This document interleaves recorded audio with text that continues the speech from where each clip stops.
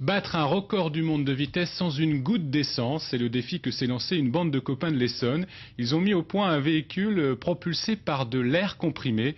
Les premiers essais ont eu lieu cet après-midi sur l'aérodrome de Melun. William Vanqui et Daniel Petit-Queno.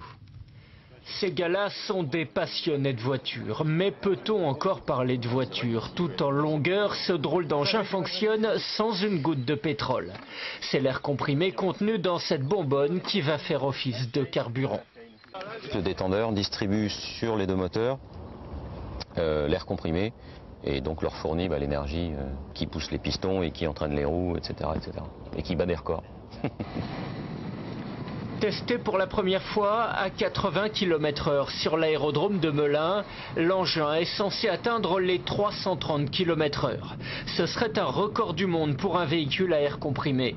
La tentative est prévue au mois d'août sur le lac Salé de Bonneville aux États-Unis.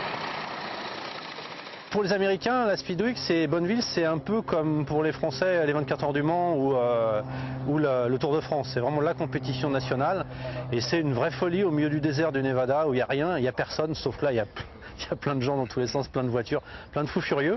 Et chacun est là pour battre un record. Il y a 2 ans, c'est sur une vieille mobilette que cette petite équipée, originaire de l'Essonne, a affolé les compteurs. La vitesse la plus haute qu'on ait battue avec cette mobilette, c'est 98,8 km/h. Sachant qu'on est sur un petit engin de 1950, donc avec des performances, la mobilette d'origine roulait à 35 km/h. Donc on a quand même réussi à la faire rouler à des vitesses assez impressionnantes. Autant dire que pour battre de tels records, il faut certes un pilote téméraire, mais surtout un bon mécano.